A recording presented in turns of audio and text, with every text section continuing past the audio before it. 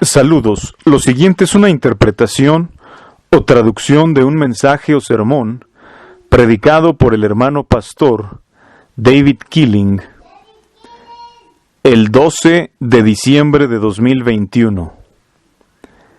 El mensaje se llama En las manos de Dios. Oramos y esperamos que el mensaje sea de bendición para tu vida. He aquí el mensaje ya traducido. Muy bien, deseo extender los saludos a todos esta mañana en el precioso nombre de nuestro Señor y Salvador Jesucristo. Es una bendición estar aquí de nuevo con todos ustedes. Por favor, vamos al Señor en oración. Padre, venimos ante ti esta mañana y te agradecemos por tu bondad, tu misericordia. Pedimos tu bendición sobre este tiempo juntos, Señor.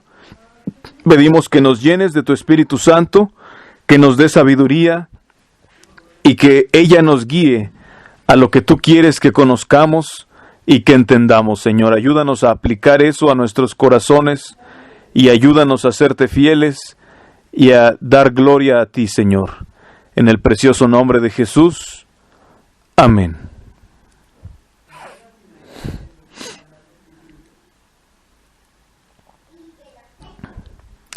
Por favor, vamos a abrir nuestras Biblias en Lucas capítulo 22. Lucas capítulo 22.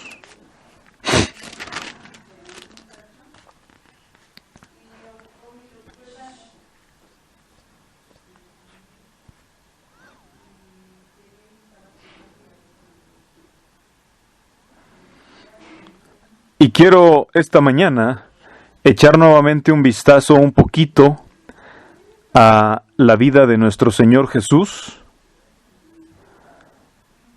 y a lo que Él tiene para nosotros, a lo que Él hizo cuando vino a este mundo. Muchas veces hemos leído o escuchado esta narración, esta historia de nuestro Señor Jesús.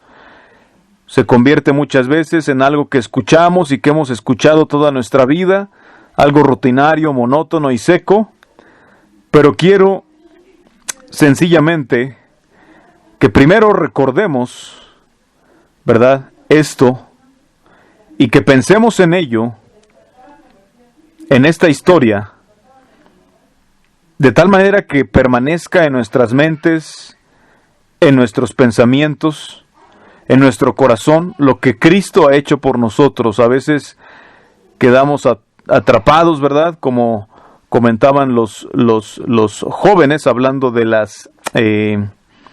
maleza que ahoga, o los espinos y cardos que ahogan la palabra, y son los afanes de este mundo. Muchas veces el engaño de las riquezas, muchas veces esas cosas, estos afanes que se mencionan, ¿verdad?, incluyendo otras cosas. Hay otras cosas que pueden ahogar la palabra de Dios en nuestro corazón y en nuestras vidas.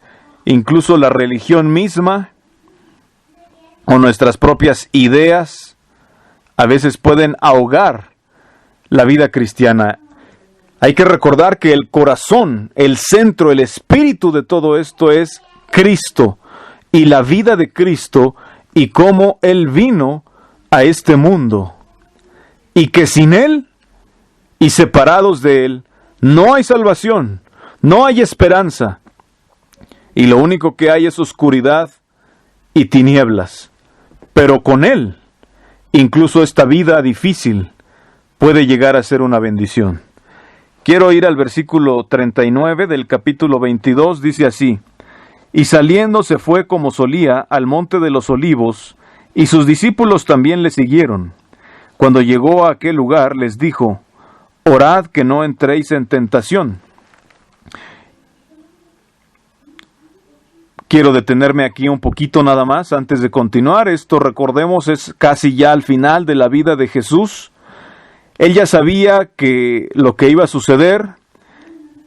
Él ya sabía que lo iban a buscar para cazarlo como presa, queriendo matarlo.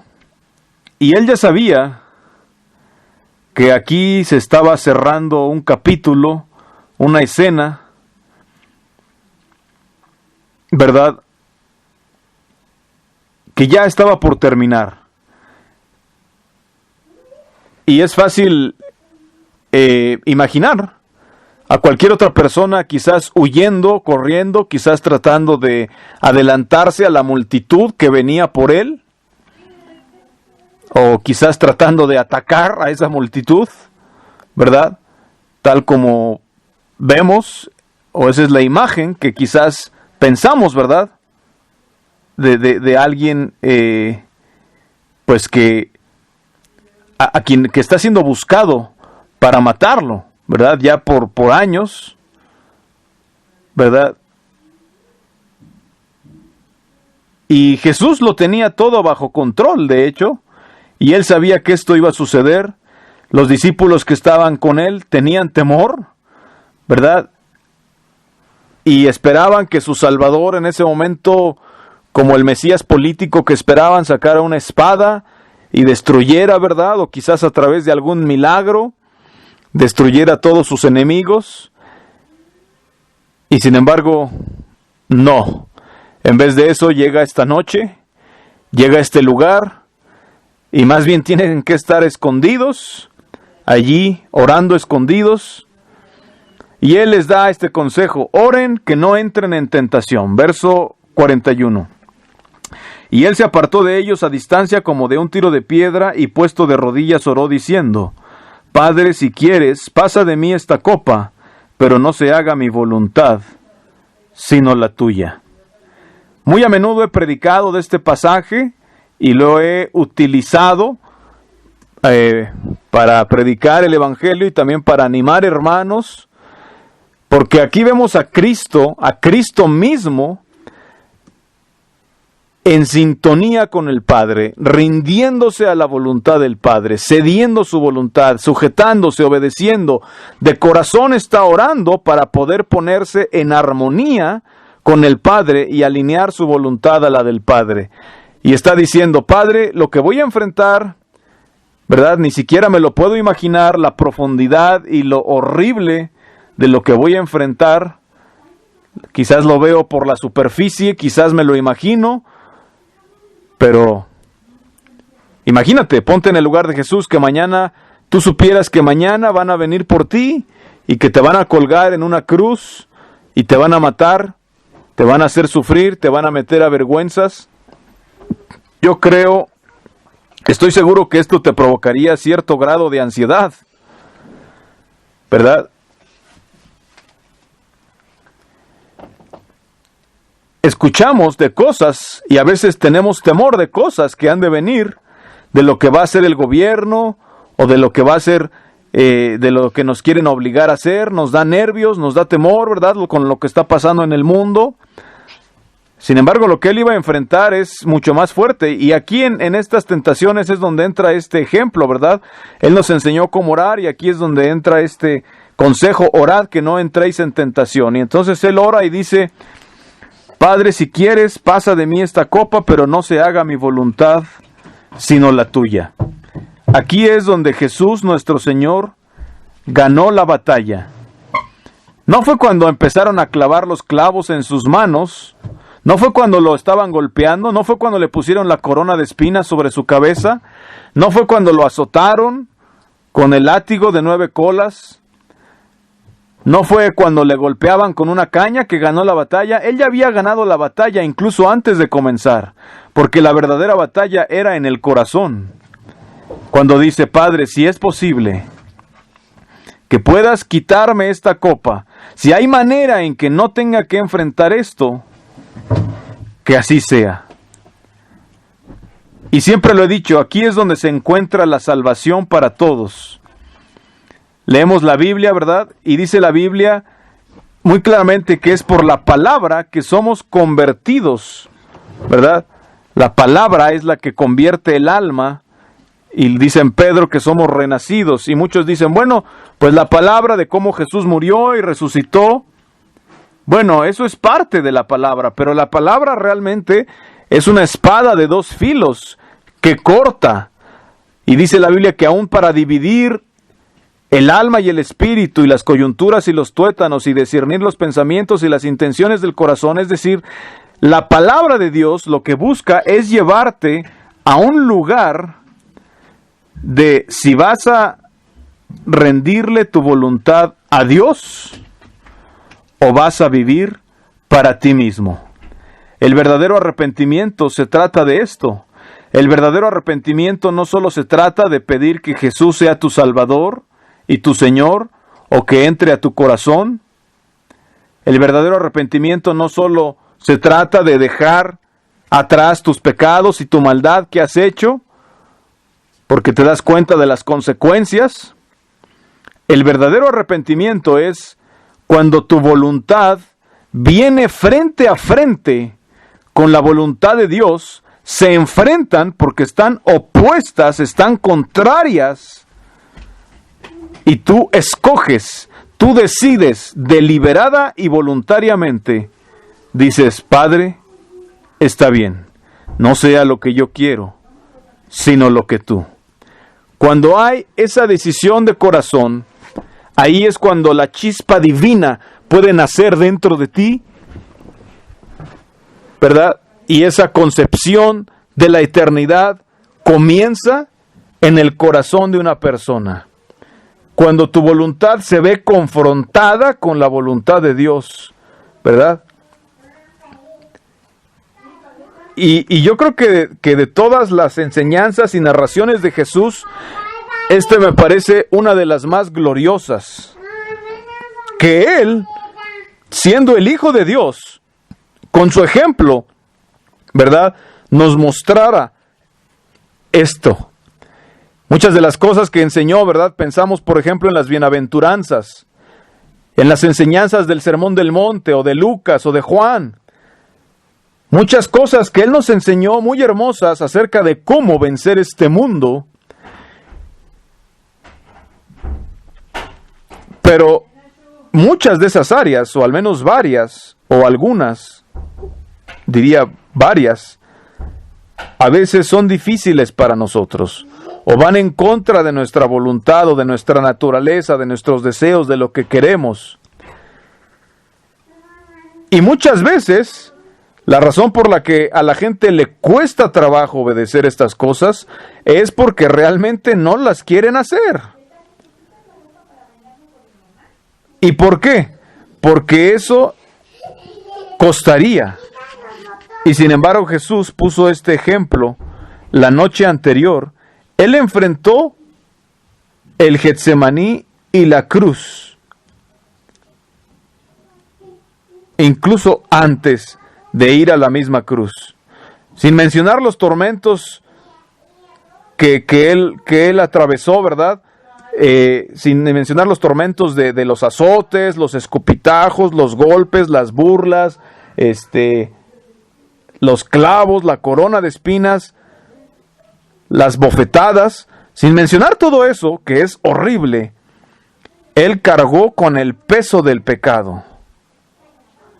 El poder de Satanás, completamente desatado, completamente liberado en contra de Él, castigándole y provocándole estos tormentos y esta angustia mental que tuvo que atravesar en la cruz. Es muy fácil ver el área, la parte física del dolor físico que él enfrentó. Y aún allí no alcanzamos, a ninguno de nosotros ha sufrido eso ni lo alcanzamos a comprender. Pero apenas y empezamos a entender la parte física cuando ni podemos jamás sondear o empezar a sondear la parte espiritual de esta batalla que él tuvo que enfrentar llevando el pecado. Y por eso dice: Padre, si es posible, si hubiera una manera, quítame esta copa. Pero después añade las palabras, yo creo que quizás de las palabras más gloriosas de toda la Biblia. Jesús, el mismo Hijo de Dios, diciéndole a su Padre: pero no se haga mi voluntad, sino la tuya. Verso 43. Y se le apareció un ángel del cielo para fortalecerle.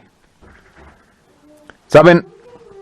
Alguien mencionó, me parece que fue Chad, ¿verdad? Mencionó de que Dios nunca nos pone más de lo que podemos llevar. Él jamás nos pone cargas mayores que las que podemos llevar. Y de hecho, de eso se trata la gracia, ¿verdad? Hay muchas ideas acerca de la gracia en el mundo, ideas teológicas. Pues la gracia simplemente es cuando Dios interviene en tu vida en el momento en el que tú ya no puedes más. La gracia es el momento en el que Dios interviene en tu vida cuando tú ya no puedes más. Y llega Dios y te lleva a través de esa prueba, o de esa tentación, o de esa situación en tu caminar.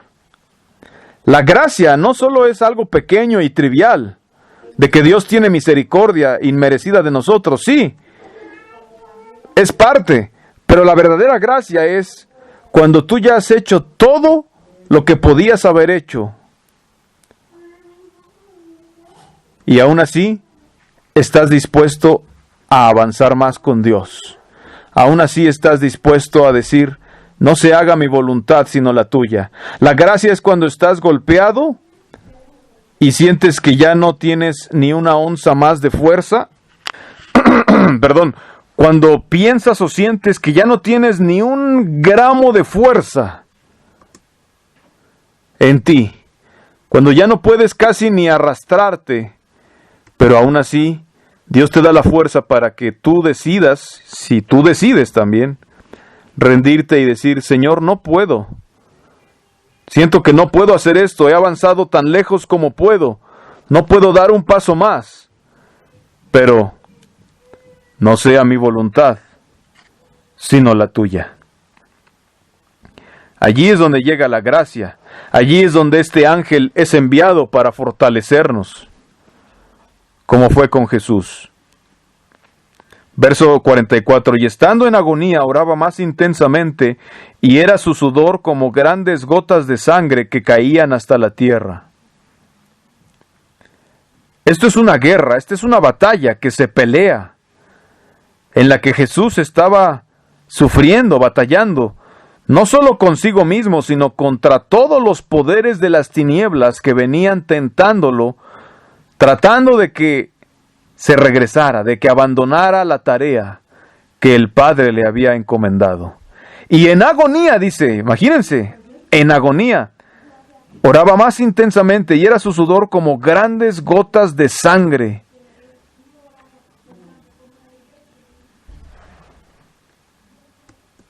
Imagínense, y cuando él dice, orad que no entréis en tentación, quizás ninguno de nosotros ha llegado a esa clase de lugar y de entrega donde en la oración tengamos que agonizar rindiendo nuestra voluntad, decidiendo si vamos a seguir el camino de Dios o no. Si permaneciéramos en esa condición, podríamos enfrentar cualquier cosa, cualquier tentación, cualquier lucha, cualquier temor. Por eso dice, orad que no entréis en tentación. Miremos esta oración y vayamos con Dios, lo que Él está pidiendo de nosotros. Vayamos a un lugar secreto de oración y no te levantes de tus rodillas hasta que o Dios o tú hayan salido vencedores. Es lo que hizo Jacob, ¿verdad? Cuando estaba luchando con el ángel, no lo dejó ir. Aquí es donde está nuestra fortaleza, nuestra salvación, nuestra esperanza. Y aquí es donde uno puede encontrar la gracia y donde la gracia se hace una realidad. La gracia se hace realidad cuando estás enfrentando luchas, cuando estás atravesando una decisión que tienes que tomar, o estás atravesando algo que simplemente tienes que llevar al Señor y decir, Señor, Y decirlo, no solamente decirlo, sino con todo tu corazón, con toda tu alma, con toda tu mente. Decir, Señor, si es tu voluntad, quita esto. Pero cuando llegas al punto de que de corazón puedes decir, sin embargo, no sea mi voluntad sino la tuya, entonces puedes ir a enfrentar al mundo y enfrentar lo que sea, porque ya no eres tú, sino que ahora has invocado a todo el poder que Dios tiene a través de su gracia y del Espíritu Santo para llevarte de la mano y a veces hasta cargando a través de cualquier cosa que venga en tu camino. Por eso es que hablo mucho de esto. Lo único que podemos controlar es nuestra voluntad. Puedes vivir así, que tu voluntad, si no está rendida, todo desanimado, o puedes vivir rendido y hallar gracia allí. No siempre es fácil y no siempre significa que va a transcurrir todo suavemente, pero si estás rendido, puedes estar seguro que la gracia y la ayuda de Dios estará contigo. Cuando la Biblia habla de que seamos perfectos, habla de esto, no habla de una perfección indefectible, sino habla de permitir que Dios te pueda poner en lo que Él quiera, en lo que Él permita, y lo único que tenemos que hacer es seguirlo. Hay un canto, ¿verdad?, que dice, Dios conoce el camino a través del desierto, y lo único que tengo que hacer es seguirlo. Él conoce, Él ya sabe lo que va a pasar con nosotros. Él ya sabe nuestras luchas. Él ya conoce nuestras pruebas y problemas. Él conoce nuestra vida cotidiana. Y lo único que tenemos que hacer es seguir, atravesar. Y esto es hermoso. Es una verdadera bendición. Trae paz, trae descanso, cuando lo único que tenemos que hacer es seguirlo a través del desierto. A veces tenemos la idea de que queremos ser un líder, queremos ser alguien fuerte, queremos ser alguien que sea ejemplo, que destaque, cuando lo único que Dios quiere para nosotros es que atravesemos el desierto con Él. Jesús mismo tuvo que atravesarlo. Y en agonía, oraba más intensamente y era su sudor como grandes gotas de sangre que caían hasta la tierra. Siguiente versículo, cuando se levantó de la oración y vino a sus discípulos, los halló durmiendo a causa de la tristeza. Es muy fácil criticar a los discípulos. Se quedaron dormidos. Bueno, aquí dice que se quedaron dormidos por la tristeza. Estaban muy tristes, tenían temor, y en ese pequeño jardín encontraron un pequeño lugar de solaz y de descanso, y obviamente los venció el sueño. Las cosas lucían mal, y por eso se quedaron dormidos. Verso 46, y les dijo, ¿por qué dormís? Levantaos y orad para que no entréis en tentación.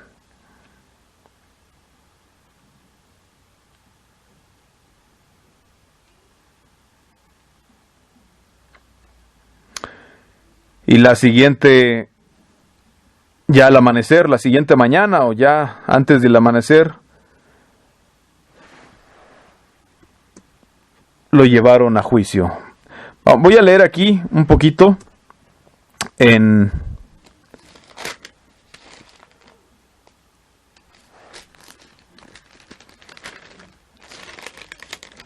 en 23:13. Dice, entonces Pilato, convocando a los principales sacerdotes, a los gobernantes y al pueblo, les dijo, me habéis presentado a este como un hombre que perturba al pueblo, pero habiéndole interrogado yo delante de vosotros, no he hallado en este hombre delito alguno de aquellos de que le acusáis. Y ni aun Herodes, porque os remití a él, y aquí nada digno de muerte ha hecho este hombre. Jesús era inocente, era puro. Y no nos gustan las injusticias. No nos gusta cuando la gente sufre o es castigada y es inocente o no debería ser castigada. No nos gusta cuando los justos pagan por los pecadores, por decirlo así.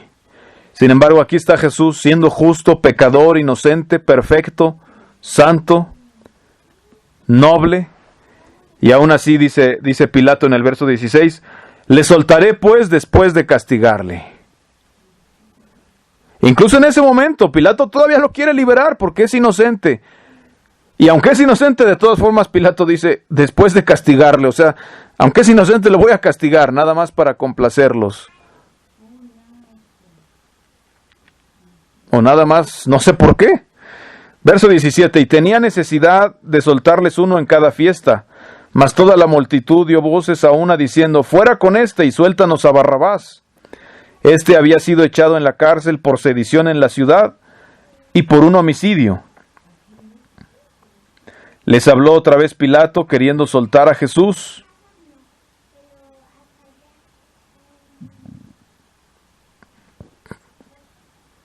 Aquí Jesús claramente ya se pronunció que él es inocente. El juez está listo para soltarlo y la multitud clama y dice, no, preferimos un homicida y un causante de problemas antes que este justo. Verso 21, pero ellos volvieron a dar voces diciendo, crucifícale, crucifícale. A veces hemos visto multitudes enojadas en las noticias. No hay pensamiento, no hay lógica, solo es un conjunto de personas airadas y excitadas, a veces no saben ni por qué, solamente sus emociones se están haciendo salvajes, ¿verdad? Y suceden tumultos. Y pensamos, ¿cómo puede pasar estas cosas? ¿Verdad? ¿Cómo pueden empezar a gritar y empezar a dejarse llevar con la multitud? Y que ya ni les interesa qué está pasando, ¿verdad? Solamente están siguiendo a la muchedumbre y a la mayoría. Gritaban, ¡crucifícale! ¡Crucifícale!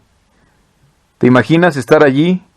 Listo para ser liberado y el juez dice, ok, lo voy a castigar y después lo liberamos. Pero la multitud, una multitud completa de personas dice, ¡crucifíquenlo! Algo horrible, algo triste. 22 verso. Él les dijo por tercera vez, pues qué mal ha hecho este, ningún delito digno de muerte ha hallado en él. Le castigaré pues y le soltaré. Mas ellos instaban a grandes voces pidiendo que fuese crucificado, y las voces de ellos y de los principales sacerdotes prevalecieron. Entonces Pilato sentenció que se hiciese lo que ellos pedían. Pilato, ¿verdad? Es interesante que los cristianos primitivos hablan mucho de Pilato. Cómo Pilato cedió a la multitud, a lo que la multitud exigía. Qué vergüenza es cuando un líder decide ceder a la multitud, cuando está en esa posición, ¿verdad? Ya 3 veces ha dicho, este hombre es inocente, pero finalmente cede ante la multitud. Siente esa presión de la multitud y él cede. Pero ahí es donde entra la oración. Aquí es donde entra la oración. Orad para que no entréis en tentación. A Pilato le faltaba la fuerza y la firmeza para enfrentar a esa multitud. Le faltaba el coraje y la fuerza moral para pararse firme en lo que él creía. Y observaba con sus ojos que Jesús era inocente. Y le soltó, dice el verso 25, y le soltó a aquel que había sido echado en la cárcel por sedición y homicidio, a quien habían pedido, y entregó Jesús a la voluntad de ellos. Y llevándole tomaron a cierto Simón de Cirene, que venía del campo, y le pusieron encima la cruz para que la llevase tras Jesús. Y le seguía gran multitud del pueblo y de mujeres que lloraban y hacían lamentación por él. Pero Jesús, vuelto hacia ellas, les dijo, hijas de Jerusalén, no lloréis por mí, sino llorad por vosotras mismas y por vuestros hijos. Porque aquí vendrán días en que dirán, bienaventuradas las estériles y los vientres que no concibieron y los pechos que no criaron. Entonces comenzarán a decir a los montes, caed sobre nosotros, y a los collados, cubridnos. Porque si en el árbol verde hacen estas cosas, en el seco, ¿qué no se hará? Todo esto suena difícil. Como he dicho, a veces nos preocupa qué va a suceder. Hay que mantener nuestros corazones humillados, quebrantados y sobre todo sujetos a la voluntad de Dios, de corazón rendidos, diciendo, no se haga mi voluntad sino la tuya. Verso siguiente, 32. Llevaban también con él a otros 2 que eran malhechores para ser muertos. La vergüenza de esto, de la que ya he hablado, era tremenda, ¿verdad? La gente que pasaba no veía ahí a 2 malos y un inocente. No, ellos veían a 3 malhechores. Jesús estaba justo en medio de ellos. La gente que pasaba a lo lejos no pensaba, bueno, el de en medio es justo y lo están matando injustamente, ¿no? Y sin embargo Jesús no se quiso reivindicar y decir, yo soy inocente. No, él estaba en las manos del Padre. Él ya había entregado su voluntad a la del Padre. Él ya había encontrado el reposo en su Padre. Y al momento que estaban clavando cada clavo en sus manos, él no estaba peleando, él no estaba resistiéndose, él no estaba pataleando y gritando, diciendo, están equivocados, yo soy inocente, ¿por qué me hacen esto? Yo soy el Mesías. Él estaba descansando, él estaba en paz, él estaba en las manos de Dios y confiando en Dios. De igual manera nosotros, sin importar lo que estemos atravesando, si estamos rendidos a la voluntad de Dios, podemos encontrar descanso en cualquier situación que estemos atravesando. Eso es inimaginable, ¿verdad? Que alguien te agarre, siendo inocente, te empiecen a clavar en un pedazo de madera. ¿Cómo reaccionarías? Bueno, si no estás rendido a la voluntad de Dios, ¿cómo reaccionaríamos? Pero esta es la bendición tremenda. El verso 33 dice, y cuando llegaron al lugar llamado de la calavera, le crucificaron allí y a los otros malhechores, uno a la derecha y otro a la izquierda. Y Jesús decía, Padre, perdónalos, porque no saben lo que hacen. Nuevamente estaba orando, Padre, perdónalos, porque no saben lo que hacen. Y aquí está un ejemplo, aquí está el ejemplo que Él nos dejó de cómo no resistir al que es malo. A veces nos gusta pensar que tenemos sentido común, ¿verdad? Y que es algo bueno vivir así.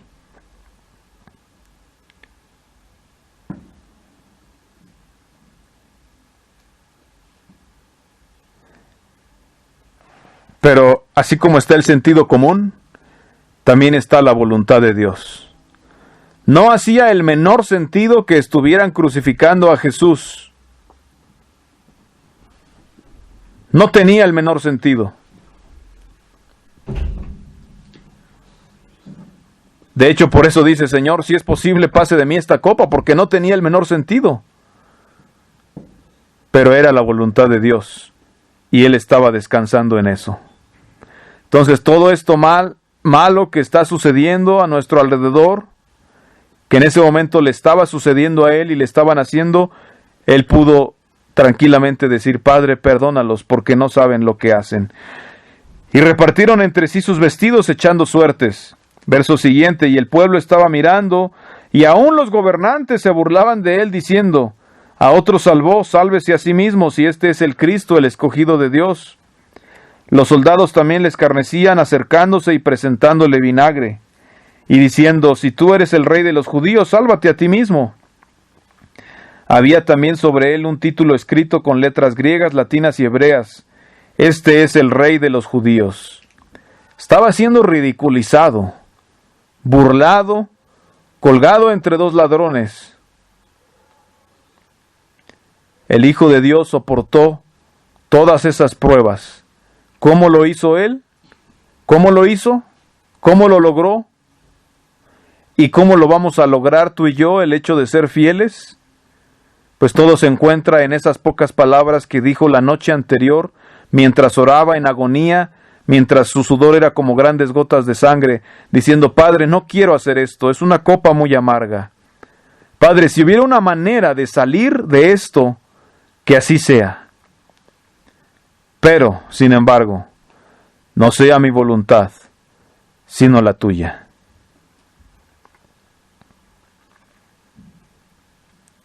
Jesús dijo que si lo queremos seguir, tenemos que negarnos a nosotros mismos, tomar nuestra cruz y seguirlo, y si no, no podemos ser sus discípulos. La verdad es que muchas veces ha sido muy fácil ser sus discípulos. Tomar una decisión de seguir al Señor, y a veces ya ni sabemos o no conocemos lo que es la cruz. Hay algunas personas que tratan de crear una cruz artificial a través de reglas o de ser muy estrictos con ellos mismos o con otros.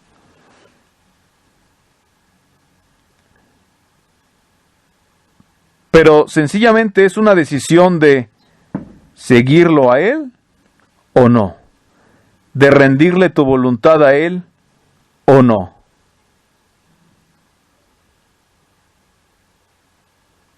Y luego hay cosas que van a empezar a suceder por causa de tus decisiones, cosas que tal vez no puedas explicar, cosas que quizás piensas que deberían ser diferentes.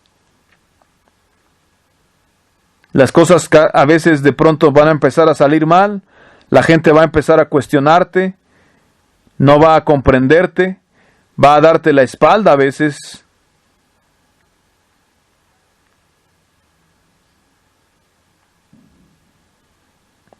Pero dijo el Señor: no se haga mi voluntad, sino la tuya. Solo así podemos atravesar el camino.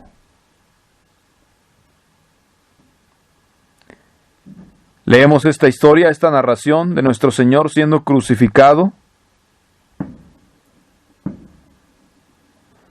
Si pudiéramos, aunque sea, imaginar un poquito todo lo que Él ha hecho por nosotros, todo lo que Él ha hecho por toda la humanidad, para que pudiéramos ser libertados, redimidos, salvados y restaurados a lo que Dios quiere para nosotros.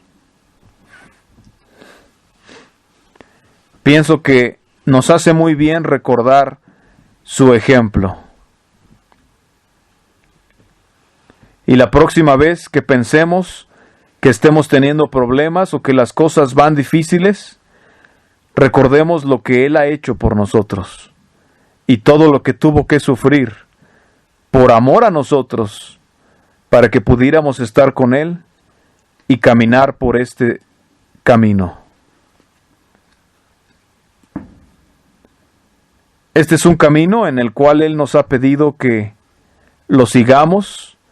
Nadie nos está obligando, o nadie debería obligarnos. Si realmente estamos escogiendo seguir a Cristo, se supone que lo estamos escogiendo de manera voluntaria y deliberada. Ser sus discípulos. Podemos abandonar en cualquier momento, porque esto es una elección. Y entonces, cuando tengamos alguna dificultad, en vez de empezar a llorar y a quejarnos, recuerda, puedes abandonar. El mundo va a estar contento de tenerte de vuelta.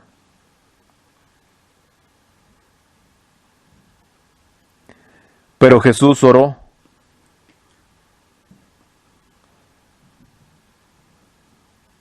para no entrar en tentación. Y nos enseñó a orar para que no entremos en tentación. Que el Señor nos ayude a tener esto en mente, que este sea el enfoque de nuestra vida, que sea hecha la voluntad de nuestro Padre que está en los cielos, que su reino venga pronto, y que esto sea hecho así como en el cielo, así también en la tierra.